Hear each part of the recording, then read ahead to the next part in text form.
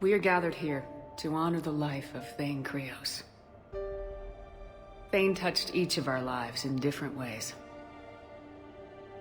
The Counselor knew him as a hero. The Normandy's crew knew him as a brother in arms. And others as a father devoted to his son. Though his life took him to very dark places, Thane cared for the better angels of our nature. He once said that he first felt love for his wife when she stepped in front of an assassin to save someone she didn't even know. And when he knew his death was close, he chose to die doing nearly the same thing. Also for someone he didn't even know. Just as he loved his wife for it, I still love him for it. And I don't think that will ever change. Would anyone else like to speak? What I remember about Thane was his confidence. He told me once about how he remembered everything, even every mistake he made. If I did that, I'd be a nervous wreck. Thane kept it under control. It's strange, but the last word I'd label Thane with is assassin. And we covered each other in firefights. That makes him a partner. Thane took himself seriously, a trait with which I did not always agree. I tried to make him laugh on several occasions. But what I interpreted as a lack of humor was masking a great effort. Thane was turning his life around, in a way few organics do. The day Thane came onto the Normandy, all Kelly and I knew about him was that he could probably kill us all with a ballpoint pen. But after you got to know him, there wasn't any reason to be afraid. He let you know where you stood. Kolya, do you,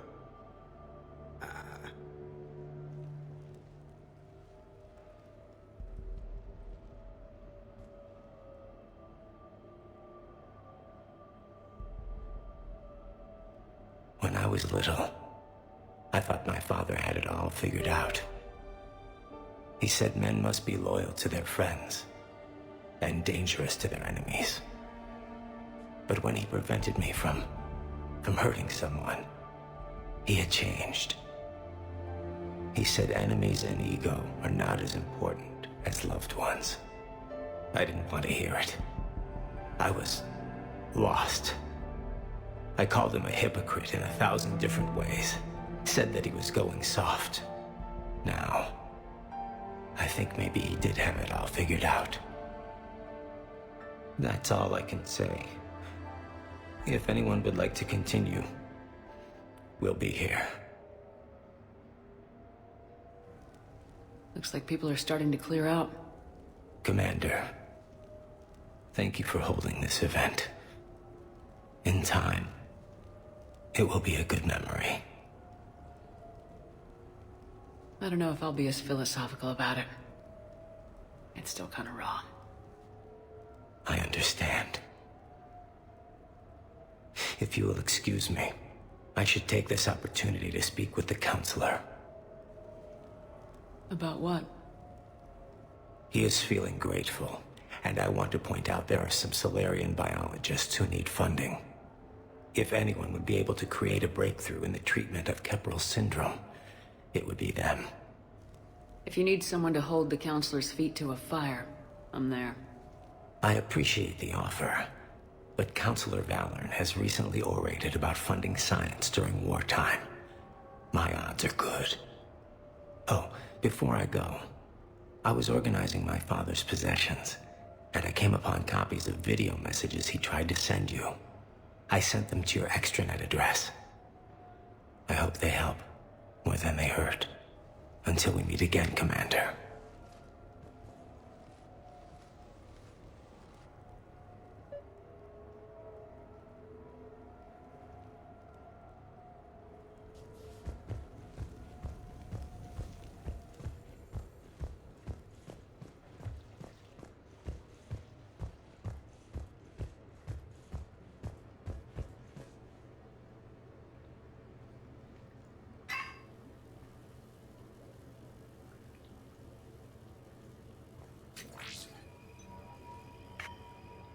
Sia, I've thought over what you said, and in retrospect, I think leaving the Normandy was for the best. It was saddening to see our crew go their separate ways, but it is better than answering questions in an Alliance interrogation room. I hope this message finds you well. As for me, I have moved into an apartment on the Citadel not far from Kolyat.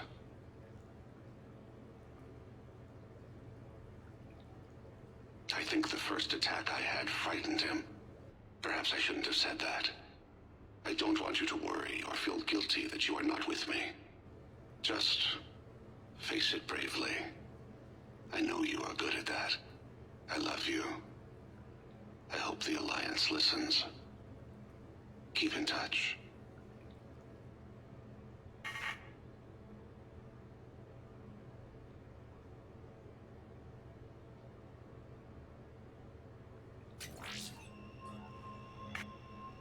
Shepard, if you sent a message back, I didn't get it. I suppose communications from someone of my reputation would be restricted. The irony is, I am a danger to no one these days. I am even paying taxes on my investments. I can't expect Kolyat to do so if I don't. He is doing better. He has no significant other, and he is temperamental. But he is employed and staying out of crime. I can tell he is serious about changing. It has cost him more than a few friends. Send something back if you can, Shepard. I can only learn so much from news reports about you.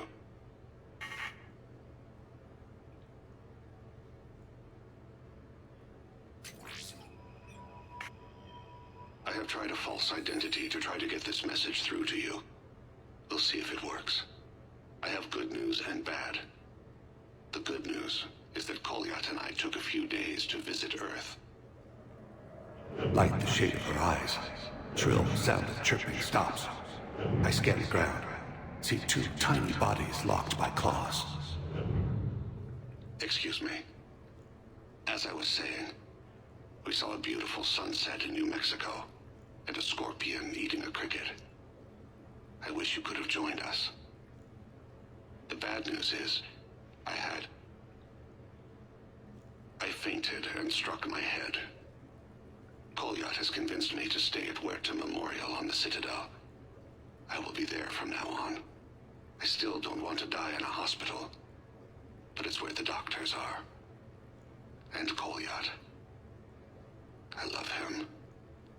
That means I must trust him. Goodbye, Shepard. Let me say that now, in case I cannot later.